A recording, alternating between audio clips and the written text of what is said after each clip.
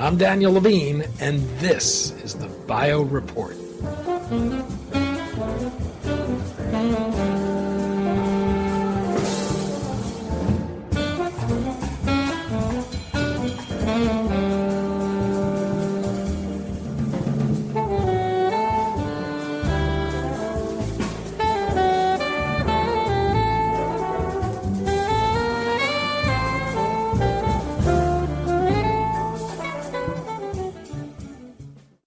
The effects of spinal cord injury extend beyond the loss of mobility. They can include a toll on mental health, a feeling of exclusion, and a general decline in the quality of life as a result of being unable to stand and interact eye to eye with others. ReWalk Robotics Personal Exoskeleton is configured to an individual's body and enables someone who has suffered a spinal cord injury to stand, walk, and even climb up and down stairs. We spoke to Larry Jasinski, CEO of ReWalk Robotics, about the company's personal exoskeleton, how it works, and the impact it can have on the quality of life for someone with a spinal cord injury.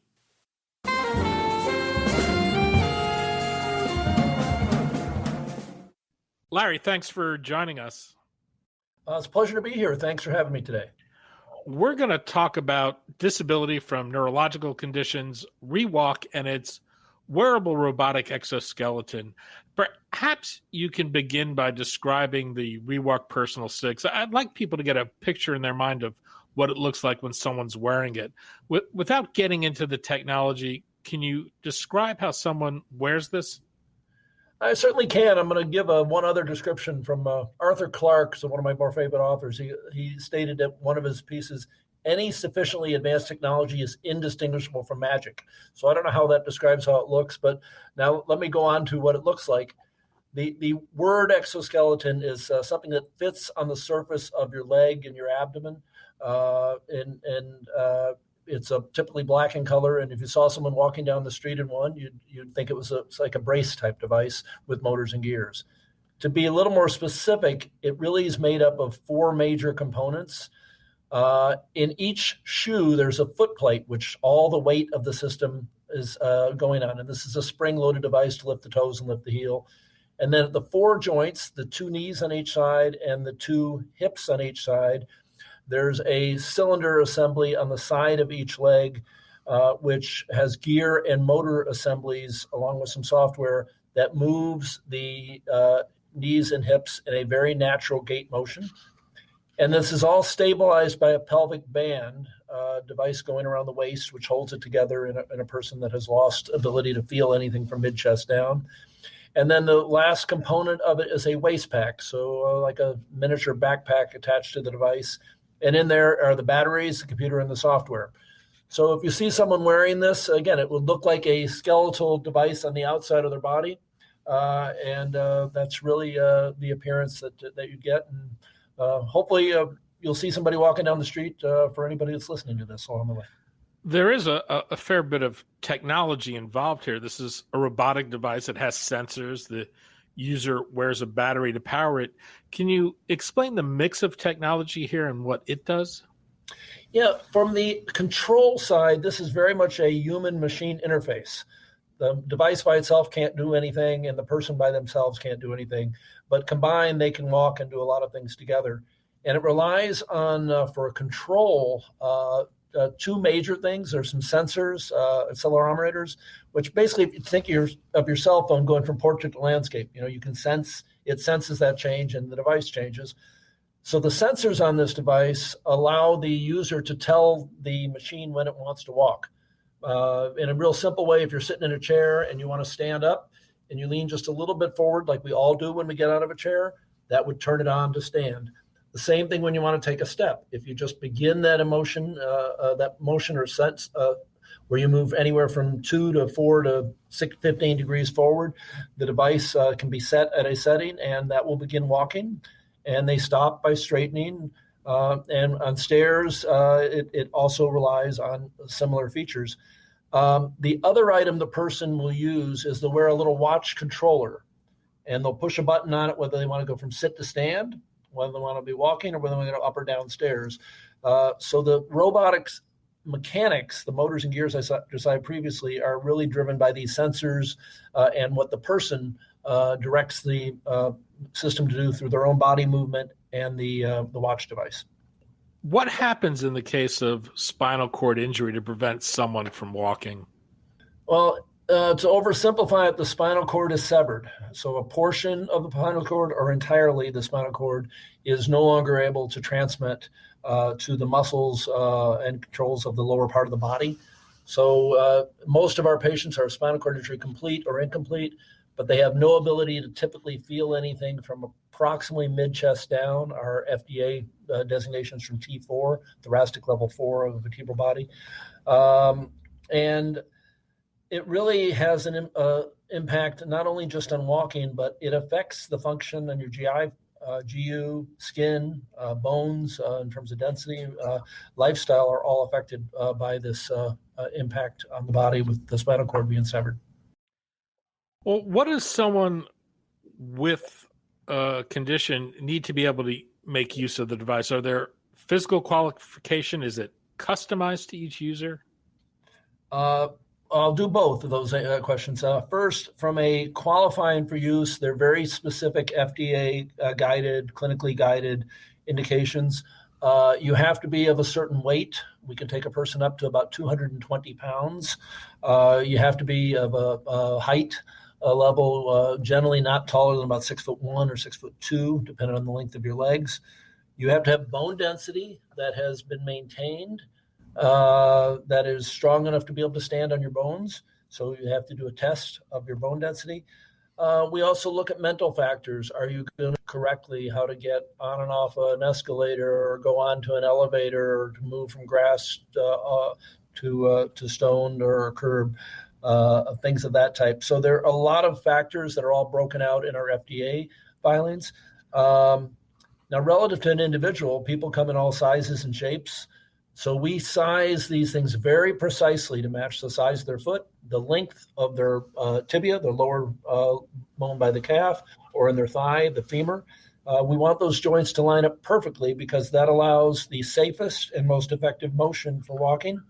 So technically, there's about 150,000 combinations between the mechanics and the software settings to make it work for someone who's short or tall or skinny or not skinny. And we take about 2 hours to set the system up to match everything that one individual needs when they first acquire one. Given the severity of a spinal cord injury, is there any minimal function they need to be able to use this device? There's no function needed in the musculature of the lower body. It is more the medical qualifications that they could safely use it.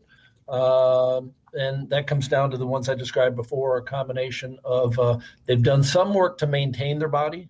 For example, if you've been injured, if you don't spend some time in a standing frame and put weight on your bones so that you're growing new bone or keeping your bones strong, that would be a limiter. But generally, for anybody who is completely paralyzed or partially paralyzed from abdomen or diaphragm area down would be able to use the device. And what can someone wearing the ReWalk do that they couldn't do without it? I think that one's easy. It's live life differently. If you, as a listener, imagine that you just simply can't walk. The chair you're sitting in is where you are, and if you want to go somewhere else, you can roll somewhere. But if you want to walk across the room, stand up and talk to somebody, get something off a high shelf, you can't do those things anymore, or go up and down a flight of stairs. So it is a life-changing technology that has achieved a goal that was set by our founder long ago when he experienced that personally. Well, you mentioned your founder. Can you talk a little about how this came about? Certainly. Dr. Amit Gopher is the founder of and inventor of this system. And he was a prolific inventor, an electrical engineer, and he did a lot of development of navigation and other technical systems. But like many of us, he was in the wrong spot at the wrong time. He was out on an all-terrain vehicle, had an accident when he was out with his kids, and he became paralyzed. And one of the things he looked at the most, wheelchairs really haven't changed that much. I mean, yes, there's materials are different. Now, in 2,000 years, there's been wheelchairs around as a way to move. There was not a practical, functional way to work. And Amit's vision from his own frustrations of not being able to get things in his kitchen cabinets and living a lifestyle and talking to people face to face, his real goal and reason for creating this system and this company, and he had the unique perspective of being a prolific engineer who also understood the needs and the technical capacity to what could be done. He was first, give a device that would function. That's what he really delivered. And then allowing broader access, because most people wouldn't have access to these systems without some level of clinical support, training, and importantly, coverage by most entities, either private or public insurance systems. You talked a little about the setup of the device, but is there special training someone needs to go through to actually use it, or is this something they could do intuitively? It's no longer intuitive. For a user who stands up for the first time after maybe years or weeks or months, but typically it's years without walking, they have to relearn how to balance. They have to relearn how to safely use the system. And we have it takes about 20 sessions typically in a rehab center, not unlike you would see with other when you're learning to first live in a wheelchair or first learning to work and walk after a stroke. So the average is about 20 sessions. It could be a little bit less. It could be a fair amount more. But we teach the person the basics of balance, the basics of what do you do, whether you're getting in an elevator or going up a staircase or going from grass to dirt and conditions around you. So we're pretty cautious about that to make sure the device is safe and a good experience for everybody. And we also train them on the technical components of it. And we train a companion. We like each person to have a family member or friend that is familiar enough with the system that they can provide help if ever needed. You know, the obvious benefit of using the device is that you're able to stand and walk, but I take it there are less visible benefits this provides someone with this type of a disability. There really are. I think the one I describe the most is the impact of eye-to-eye meetings. And I'll think of a couple of specific examples. With Dr. Gopher, the founder, I was at a meeting at the Israeli embassy with him, and this man had created something incredible. But he's sitting in a chair, and all the rest of us have been talking eye to eye, but he couldn't hear us, and we generally didn't hear him. He was somewhat excluded from the conversation. And for me, that was a thing that, like, hey, this is the guy you should really be talking to, but you can't hear him, he can't hear you. So that's a really soft one, but it really matters to the users and being inclusive. And I'm going to give another really good story that we had a meeting in Israel with President Obama and one of our ReWalkers many years ago. And one of the things that she said to the president was, how do you hug your wife? And at first I didn't understand where she was going with that. But President Obama said, well, I reached, put my arms around her and hug my wife. He goes, well, think about a person in a wheelchair. And he said, well, people will bend down and maybe pat you on the back. You lose human content. And President Obama got that, and he gave her a big bear hug. And that was something where I was, other than when I figured out what she was doing with the question, I was wonderfully appreciative about how considerate and how well he understood in a second what difference it made. So those are the beyond walking kind of benefits. Do your users talk about the social and psychological benefits they've gained? Almost more than they do the medical benefits. I will ask someone, what is the favorite thing about this device? Walking doesn't usually make the upper part of the list. I get you gave me my spouse back, or my son is more active again. It changes lifestyle. So beyond the health benefits, which I can describe in a second, it is a lifestyle that has made many individuals able to regain their activity of life in their community in a different way. Another example is a woman I know that couldn't get to her mother's house because she couldn't get up the stairs in her wheelchair. And once she had the system, she can go up and down the stairs, but she loved being the greeter when they were having Thanksgiving dinners and parties and things at the front door, and giving everyone a hug and talking to them because she can move around. So those are the soft ones. There are many physical benefits that are not just walking. And there's 3 or 4 I'd point at. GI tract. And when I ask someone, why do you like this? That's the answer I get the most, because I can go to the bathroom in a predictable, normal way, and maybe in 20 minutes, and not take it an hour to try to clear my bowel system. GU tract. I get less urinary tract infections when I'm up and about moving than I do when I'm living in a wheelchair. And that's the number 1 cause of death in this population when you look at the statistics. Skin tone, getting increased blood flow to the skin is a value. The number of people that have told me they've gotten off pain medication because the musculature in the core of the spine around the center of the body rebuilds as you're walking, just the simple exercise of it. And getting off spasticity medications. These are things that you're trying to avoid involuntary contractions because you're in a chair. But when you're on those medications, it affects your mental outlook. And this is the item that I hear the most from our groups. It's my head is clear. I don't have to take those pain meds or those spasticity meds anymore. And I rejoined activities better because of it. What's the regulatory path you've had to go through with the FDA on this? It started out as a PMA, and they later moved it to a de novo. So there was no predicate. But we took it through the full FDA process. It was the device that created the industry.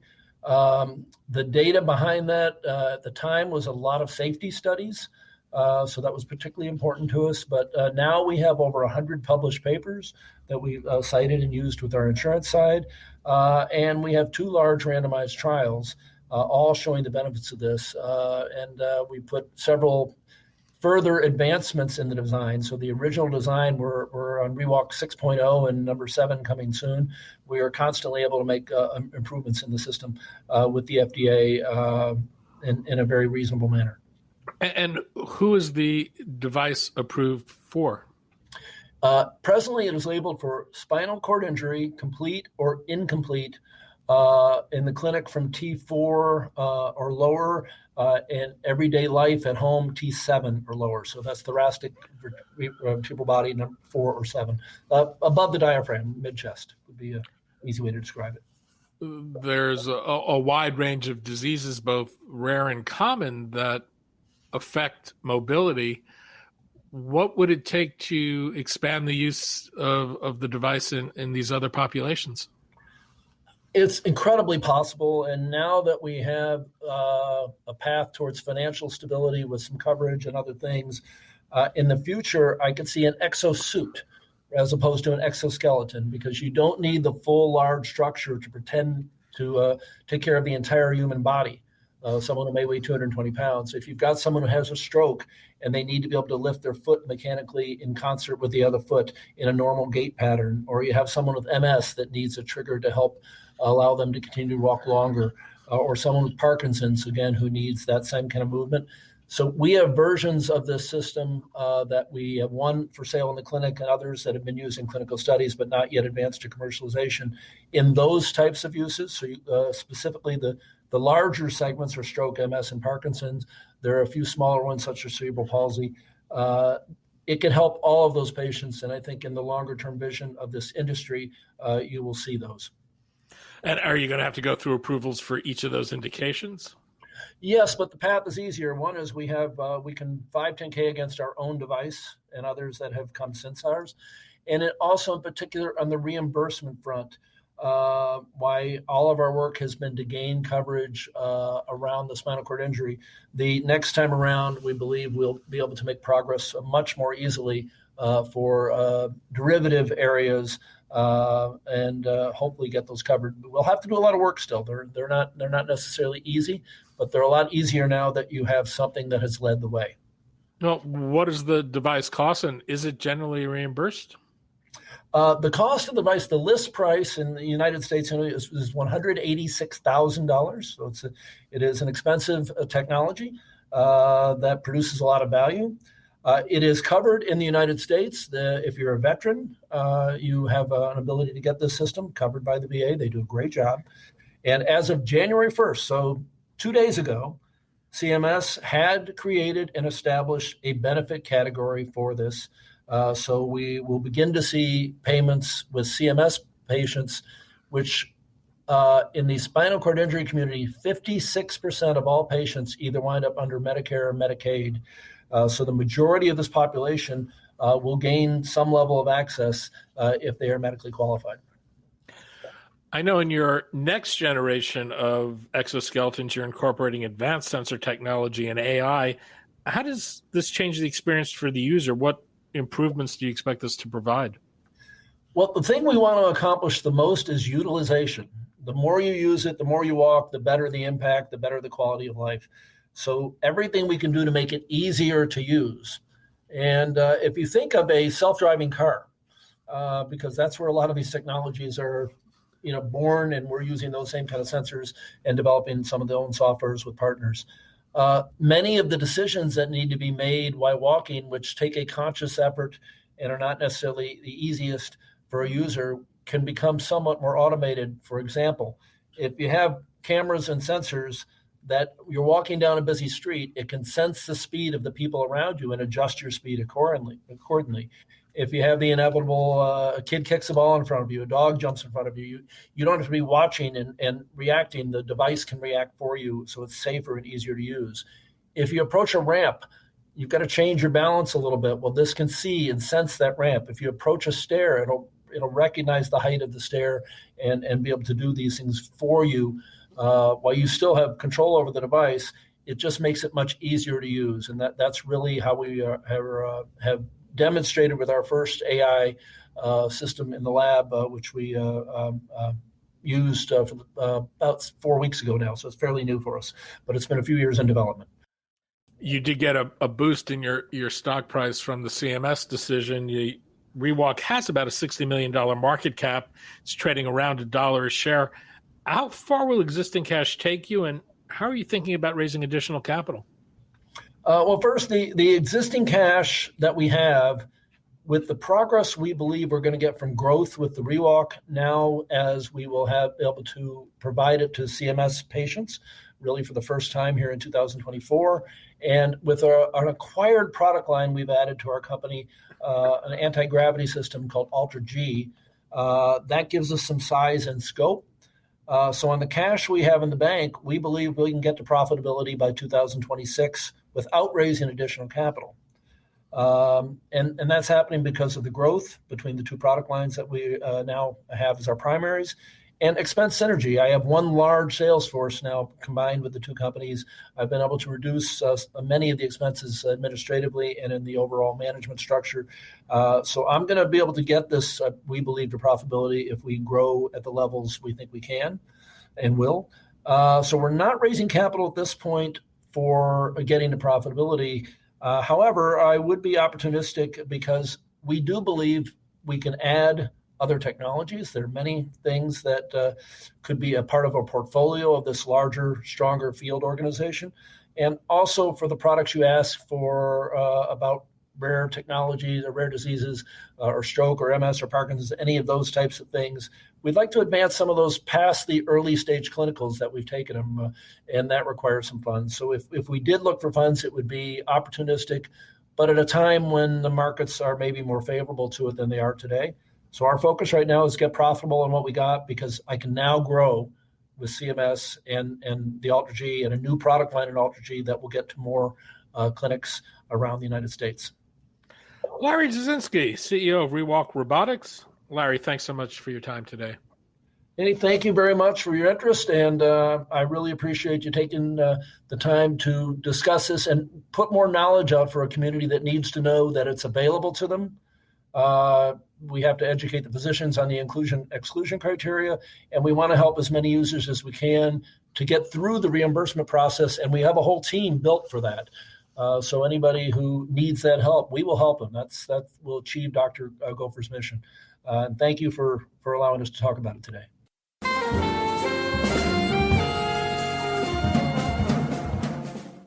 Thanks for listening. The Bio Report is a production of the Levine Media Group.